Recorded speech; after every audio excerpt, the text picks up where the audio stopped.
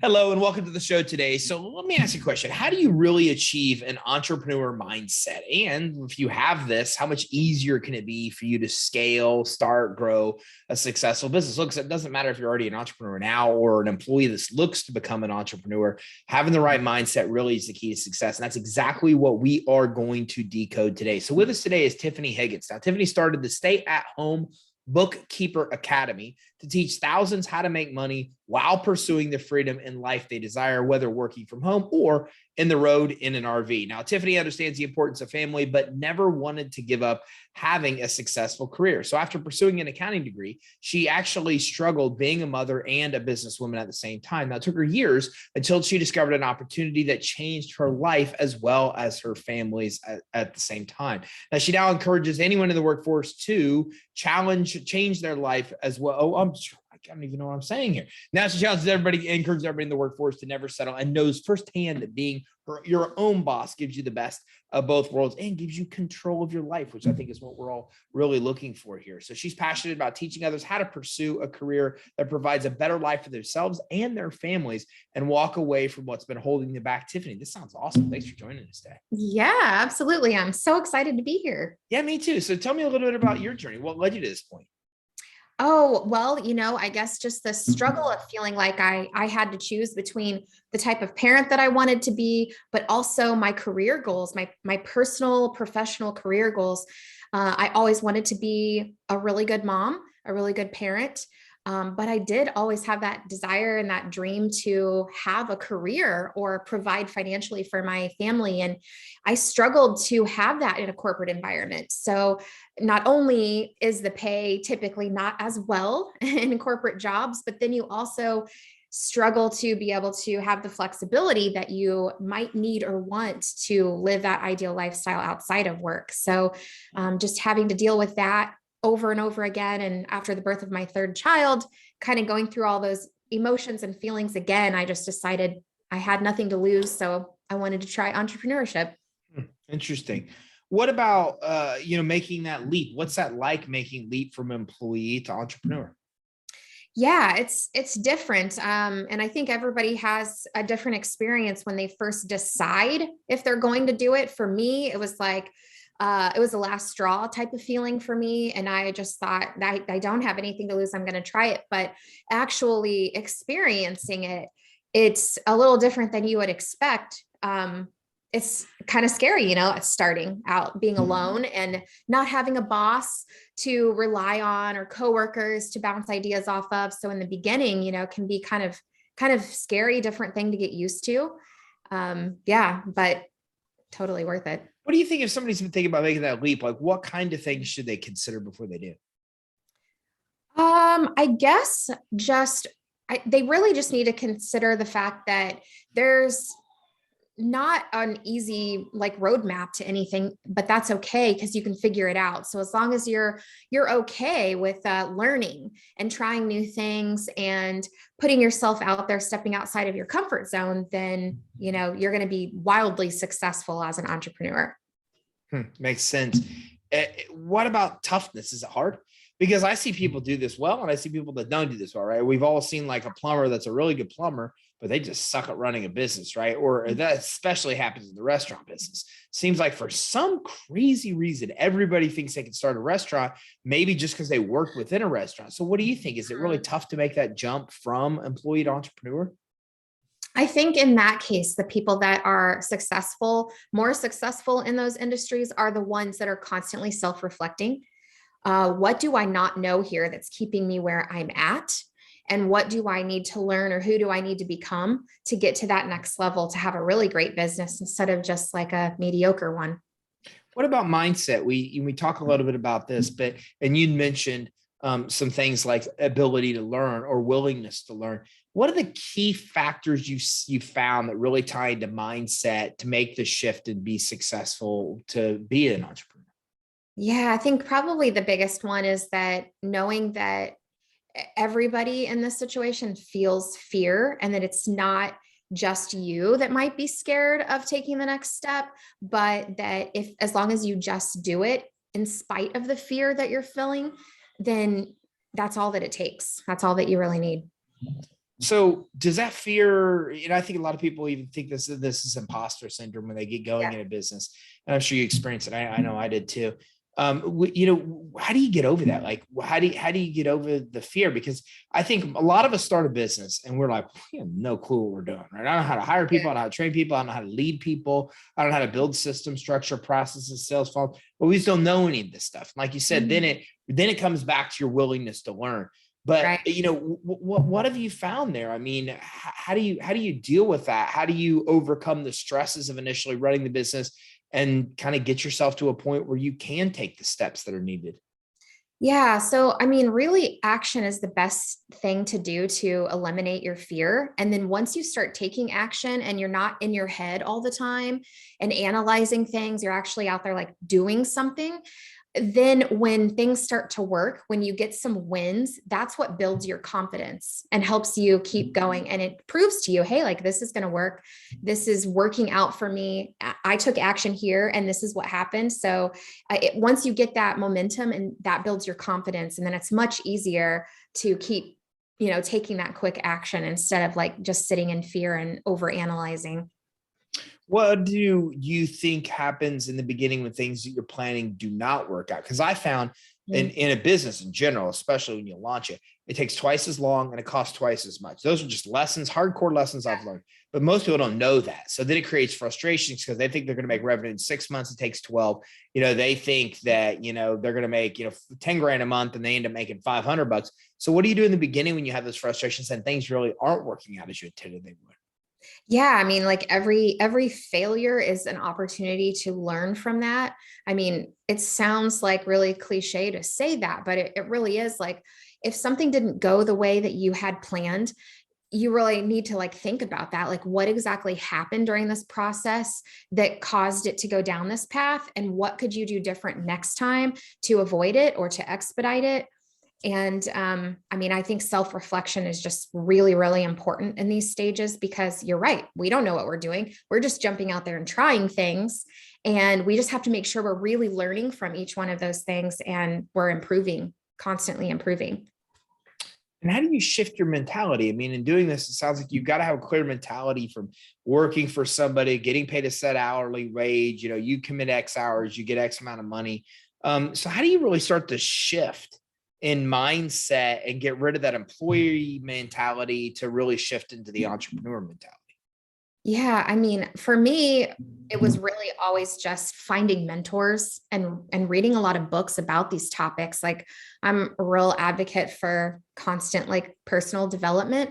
So for me, it's that and especially when I see someone that has what I want, that's kind of who I like try to like follow or emulate. So, break it, whatever your issue is right now, you have to first determine that, like, what's holding me back? What is some belief that I have about my schedule or my life or the way I should be living? Is that a story I'm telling myself?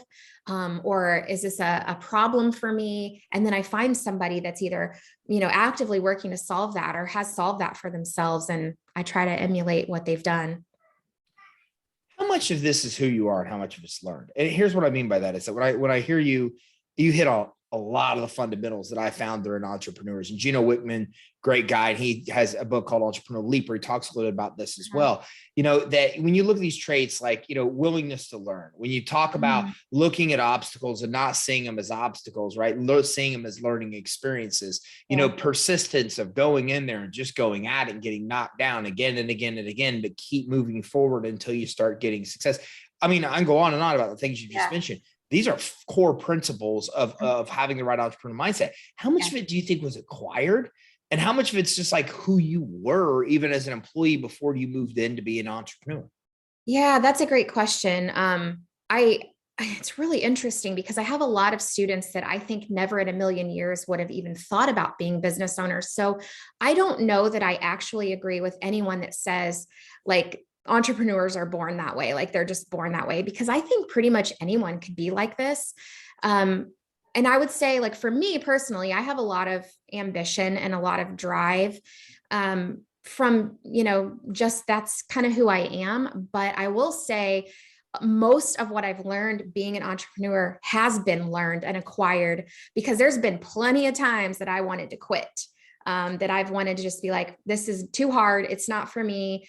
And having people around me with, encouraging advice, especially, people above me that I really, really respect, pushing me further, that has helped me. And I think without that, I don't think I would have kept going. I don't think it was just in me. I don't think it's always just in everyone. I think you need help and support no matter what your previous skill level or your personality is. Yeah, I think it's interesting. And I like that too. I think that ambition is really important because you just have to be willing to keep going at it again and again. Yeah. And I kind of look at that at the beginning part of a business. I describe it like Rocky. If you ever watch old Rocky movies, Rocky sucked. He was a horrible fighter. The guy he just let people punch him until eventually they would get so tired. Right. And then he would like outlast them. And I really think about that as entrepreneurship, because you take so many hits at the beginning. And like you said, it's overwhelming how many hits you take. You take 2 steps forward and then 2 steps back. It's just like you progress and then things blow up that you build. And you just have to have this persistence and ambition to just keep pushing through it. And then eventually, like, you get out of this trough and you're like, oh, wow, what's going on here? And then you get up a little bit and you hit that peak. And then it's just like, and you're like, oh, and it just takes just willingness to just stay in the fight to pull through it. And then, you kind of get to this rosier side on the other side. But you're right. It's just so much of it's just that ambition and persistence to stay at it. Yeah. And grit, just straight up grit. And anybody can have grit, and it's a learned skill. It's just every time you want to quit and you don't, and you keep going, you're just reinforcing that feeling to yourself. So over time, that becomes natural. You know what? That's an epiphany I just had. I think that is become natural to me now. It wasn't at first. It was hard to make myself constantly keep moving, even though I had a setback or a failure. Something was harder than I thought, or it took me twice as long than I expected. But constantly keep doing that, it develops that grit, and then it becomes automatic habit, I think. Yeah, it's interesting being an entrepreneur and how many of those things do that. And I've recently realized that myself, that once in a while I'll be like, oh my God, I'm like completely overwhelmed and stressed. And then I'll be like, why is that? And I'm like, oh, 200 things coming to my mind that literally I'm working on. Right. And then I'm like, as an entrepreneur, you just learn to take these really complicated things and drill them down to really simple bite-sized pieces. And so we get so good at that sometimes I keep taking stuff on and I don't realize that like how much I'm juggling at any given time. And then, like you said, sometimes then I just sit back and reflect. I'm like, wow, like I am managing a lot right now. No wonder I'm so, and then you get back into what you've learned. And it's just like, okay, little by little by little by little by little to move the momentum forward. And the self-reflection and like learning who you are about yourself, because I don't think everyone does that, but I definitely do that too. I hire like an executive administrative assistant and she takes a ton off my plate. And then I add a whole bunch of extra projects. And so then I'm like, why am I so stressed? Oh yeah, now I need somebody else to come help me because I've taken on all this extra work. So I think like, self-reflecting and understanding that you do that to yourself too. And like being careful, like forcing yourself to not overload yourself is probably something most entrepreneurs need to work on. Well, I think you hit on a couple important points. First of all, you have to learn to delegate. And I think most people suck to do that. What I see is a lot of business owners get started. They do everything because they don't have money and all they have is their time. And then they run out of time, right? And then they're so used to doing everything that they don't have confidence somebody else can come in and do it at the same level or better.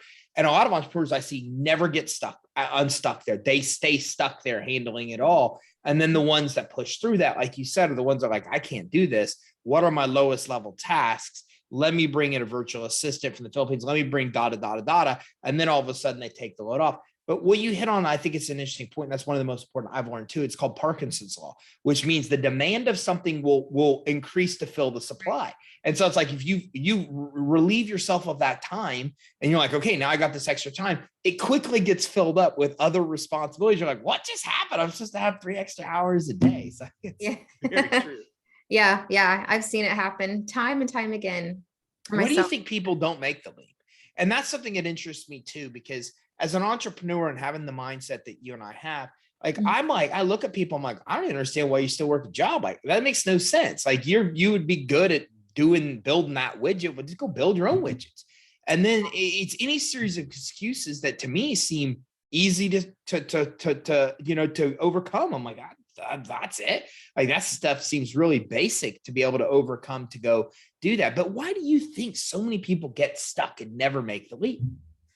Gosh, I don't know. I think they just get comfortable, really. Like maybe they're not happy with their life, but not in enough pain to want to be uncomfortable enough to be in charge of things or in charge of their life. Yeah, they don't want to put themselves in an uncomfortable situation. Yeah, makes a lot of sense. The pain's not enough to get them to move.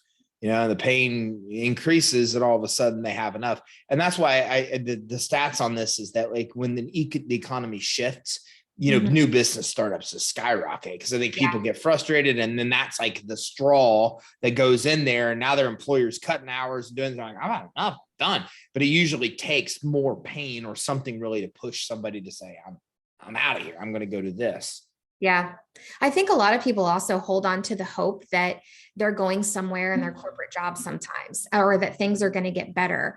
I know for me, I stuck it out for a long time. I went back to school, got my CPA license, thought that was going to be the key to true financial freedom and moving up the corporate ladder. And it just, didn't happen that way. And I realized it wasn't ever going to happen that way. But I think a lot of people still hold out for that. They think they're going to move up. It makes sense. Yeah, they hold out. I remember when I quit college to go, and I was going for medicine. I quit college to sell cars. My parents were, they were pretty upset. Years later, they acknowledged that, the decisions were smart, but it's a hard thing. And I think that's part of it too, is that all these me, people in your ear, when you're in the employee, a lot of people around you are similar to you, right? So they're saying, why would you do that? Risk, and you could lose this. And there's so many naysayers. So how do you overcome those naysayers? Because you're already like not sure about it. Then you got these naysayers creating even more doubt. And before you know it, to make the leap, it's substantial amount of resistance you have to overcome just to even take the first step. Yeah, absolutely. Uh-oh, my camera just shut off. Let me try it, fix it. That's no worries at all. But I do find that that's interesting because, I think that especially when you start a business, there's just a lot that you have to overcome because so many people, there's so much you've got to do to even get the business off the ground. Time you got to commit, resources you got to commit. And then you got all these naysayers, which I think make it a lot more difficult. Yeah, for sure. My students struggle with that all the time, getting advice from their spouse or their parents or their siblings or their friends. And what we always try to tell them is like, does your spouse or your parents or your friends have the lifestyle that you want? Because if they don't, they're probably not the best people to get advice from. So you got to really be careful on who you're listening to because everybody has their own baggage. Everybody has their own, stories that they tell themselves or their mindset beliefs. And, you're working with all of that when you're listening to other people, not just your own baggage and your own mindset, holdbacks. So you just really have to be careful who you get advice from and who you take it from, depending on the issue, the topic. Yeah, it reminds me back in my early days, I would ask a bunch of people, get their opinions, and then I would literally do the exact opposite of what the masses said. And then a friend actually called me out there, like, why do you do that? Like, you ask everybody their opinion and they all tell you, and you literally always choose. I said, because I'm getting what the average opinion is, and I don't want to be average. So if I make the decision that everybody says to make, that's what the average person is going to do. I don't want to be average. I'm going to take, and I'm telling you, it was the craziest thing. Like I would do the most insane things that were against what everybody said, and they would all, it all work. And people are like, this is ridiculous. And I'm like, it's just the way it is. Like if you want to be successful, you have to think against the grain, and you just can't let all that stuff like seep in your head. Yeah, I've been thinking about this a lot lately. Have you ever watched the Bee Movie? Yeah. So I feel like most of us were trained and up learning how to be worker bees and think like worker bees. And when you're an entrepreneur, you can't think like that. You have to think differently. And we aren't trained to think like that. And everyone around us isn't trained to think like that. So it is going against the grain. And you are going to come up with people that think you're crazy or your idea is crazy, or they don't support you because they don't understand it. So it's interesting because as we do this, everything's happening right now with Russia and the Ukraine. And for some reason, this week just popped into my head. I thought, you know, what does a Russian think if they actually get out of this really closed place where, they're told what job they have to do, where they have to work, they're told where they live. It's all predefined, right? Like if they come to here and see like what the real, like what our world's like I could see that would almost be overwhelming. Because think about all the choices we get to make that other people do not even have a choice in. Like it's all determined for them. And we think that would be a good thing to have that. But I can also imagine that would be kind of overwhelming to be able to have all of that freedom and all of those decisions you can make. I mean, it's just an interesting mindset. And you said that and it just made me think of it. Yeah. Well, and to your point of the question you asked earlier about why people, stay stuck or they don't do this is because there is a lot of choices that you have to make as an entrepreneur where, a lot less choices need to be made when you don't have as many options. I know I struggled with that for a little while when my business was scaling and I had all of these decisions to make and there were so many different paths I could go down. I was like, I don't know, options are great, but how do I make these decisions? And so, a lot of people aren't up for that challenge. Yeah, it's overwhelming. And to your point, I still clearly remember, I love this discussion because it really makes me think about the early years of starting my business. And I remember looking at them going like, this is it. Like, this is the one that like, I choose wrong. Like we're done. I choose right. And like, we keep going. And you literally, I can think about so many decisions where it was like that, where I don't know. I have no clue. I'm going to take a gamble, what I think is right. And literally, if I'm wrong, the whole thing could fail. And even now I'm in one of these massive decisions where it's like, I don't know. I mean, this could work. It could not work. I think it's going to work. I wouldn't be doing it. But if it doesn't, like we're sunk. Like this is seriously a problem. And that's a big thing. I mean, that's a lot of stress that puts on you to have to make, especially when you're employing other people and their livelihoods based on your decisions. Yeah, I was actually joking about that earlier this week with how many unqualified decisions that I've been called to make in my life. Well, that's where the fake it till you make it comes in, and that it is really because as an entrepreneur, you don't have the knowledge.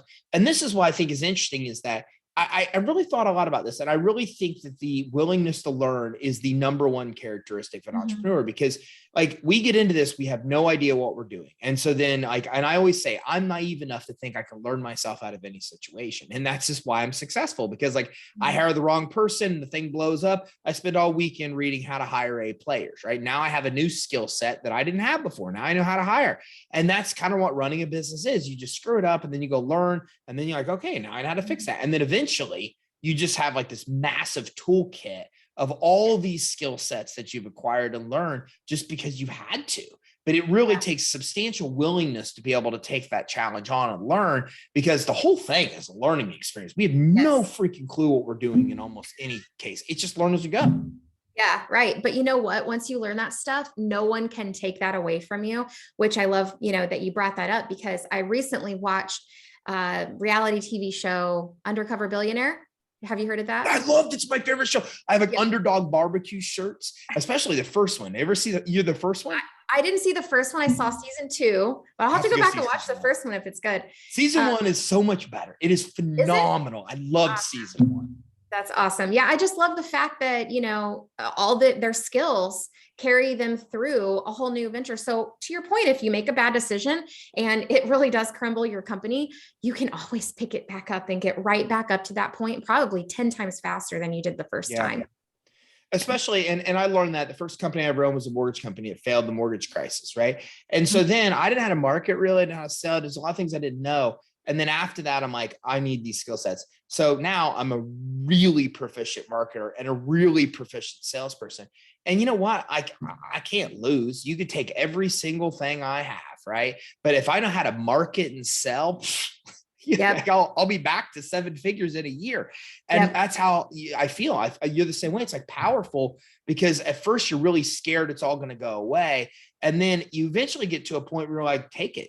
I don't care. I have the skill sets. Like you said, you can't take what's in here, and the ability to outsource, the ability to build systems, the ability to prioritize, the ability to market and sell and manage people and lead and create courses and all these things we learn. Like you can't take that away. We could start any number of new businesses at will if we want to. Yep, absolutely. And teaching your kids to do it too. That's been my favorite thing. My kids will probably not be going to college, but they will know how to do sales and marketing. That is for sure. Because if you have those skills, you can literally do anything. Yeah, it's so true. What about finding a suitable business? Do your students come to you and have an idea what they want to do? Or I come across a lot of people that want to start businesses that just don't even know what kind of business they want to get into. Oh, awesome. Yeah, no, we specifically teach people how to start bookkeeping businesses. So most of the people that come to us, they don't even think there's an option for them. They're stuck, they're trapped. They're maybe in a corporate job that gives them a tiny bit of flexibility to be able to like go pick up their kids from school or, something of that nature, but they don't know that there's another option. They think they have to go back to school and get a different degree and go into a different field that may be more flexible, that ends up not being flexible. So that's who we usually attract. And we teach people how to start a bookkeeping business, even if they have no prior experience or certifications in the industry. And it's like probably one of the most profitable businesses that you can run because there's very little overhead. So why bookkeeping businesses? What made you choose that route? Why do you think it's such a good niche to get into?